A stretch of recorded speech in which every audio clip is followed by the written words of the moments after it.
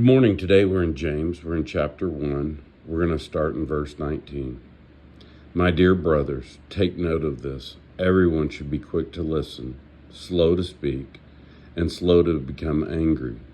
For man's anger does not bring about righteous life that God desires. Therefore, get rid of all moral filth and evil that is so prevalent, and humbly accept the word planted in you, which can save you.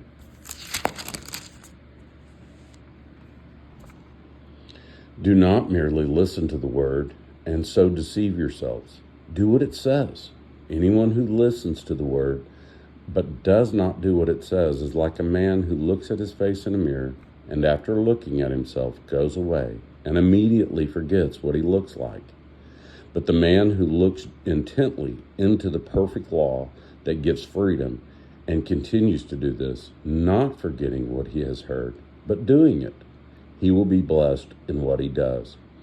If anyone considers himself religious and yet does not keep a tight rein on his tongue, he deceives himself, and his religion is worthless.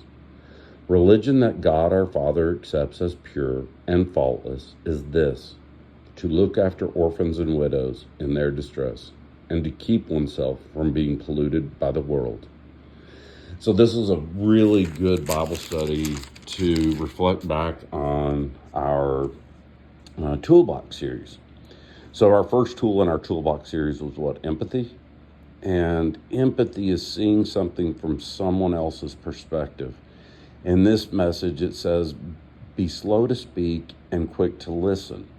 So my teaching on empathy in every situation that you feel a conflict in, look at it from their perspective. If they're willing to speak and explain themselves, you need to know we all do what we do based on our logic. We can understand someone's logic when we listen to the words they use, to the actions that they take. Then we can understand their logic, the basis by which. Once we have that, we can configure the words that we want to use in a conversation with them, or a conversation we might use to explain their position, right? It may be someone outside of our daily life. It may be someone in the news that we're just trying to understand, where is this political leader? Where is this religious leader coming from? So listening to them, hearing their words, and applying empathy. Then within the conversations with ourselves, with others, we can construct our words and come up with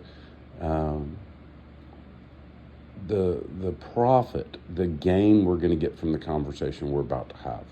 So empathy. What's this next one? Be slow to anger. Slow to anger. I see it all the time, and it's our old self. It's in me, and I work daily to crush it. It's the old self. But you hear the news and you're just upset, right? That news is you're giving control to the people who are putting on that news, and you're giving them the control to bring you to anger. Take back that control. Control is that second tool in the toolbox we used, right? So if I hear the words and I understand they're trying to bring me to anger, but I have control of me, I am not giving up my control to CNN. I'm not giving it up to Fox News. I'm not giving it up to the music, to the webcasters, right? I have control over my emotions. I'm collecting data. When I give out my words, they're the words that I intend to say, and they don't have anger with them, right? So doing those things, we're going to stay in the righteous life God desires.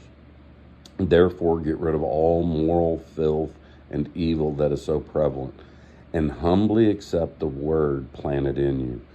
So the word planted in you, how do we do that? How do we consider the word planted into us? I do it having an entire day, and either, probably both, starting my day and finishing my day in prayer. Our third tool we went through in the toolbox series, right? And, I said when we come to God in prayer, or when we go to God during our Bible studies, we're to have that fertile ground, so that the word can be planted in us and sprout from within us, right?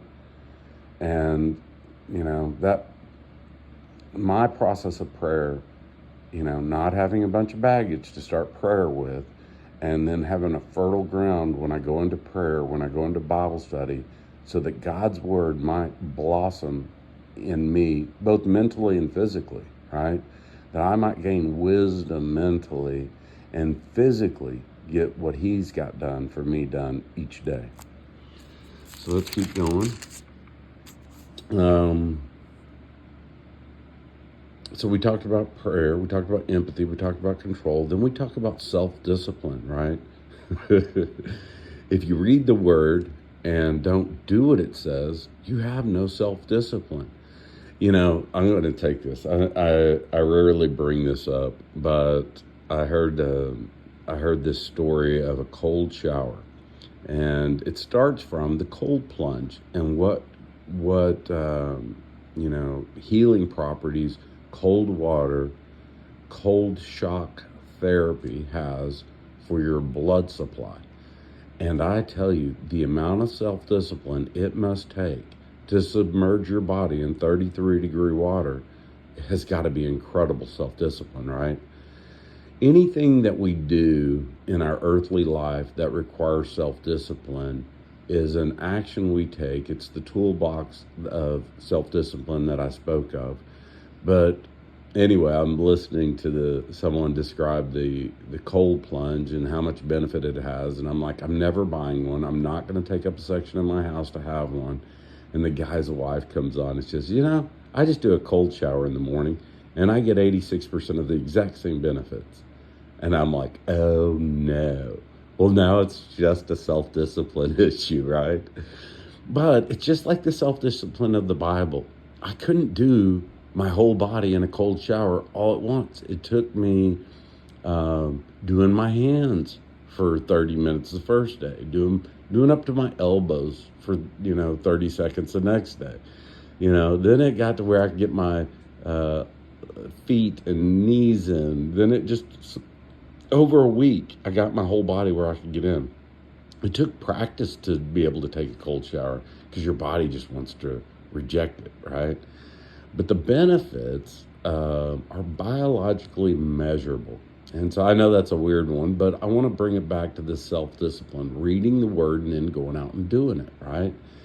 But I promise you this, guys, when you go out and live this word and you see God working, man, the freedom that it talks about here is what you want. Now the blessings of the tree of the fruit of knowledge, they're not that good a fruit. When you've had the fruit and you've devoured and consumed the fruit of the tree of life that God has, and the consumption of it develops wisdom within you, right? The fruits of the tree of knowledge aren't that good anymore. And so, I encourage you each to do this. And lastly, take care of the orphans and the widows around you. That's a perfect religion, right? But it's anybody in our path every day that needs our help, is asking for help, is asking for guidance. Not everybody is. Not everybody wants to hear what God has to say. They've made their free will choice, and it's sad, right? They haven't bottomed out yet. But be there for those that need us. I hope this was a good Bible study. I'm sorry it went a little long, but I hope you enjoyed it. I hope you have a great day. I hope you guys read this yourself and, get your own message. Love you all.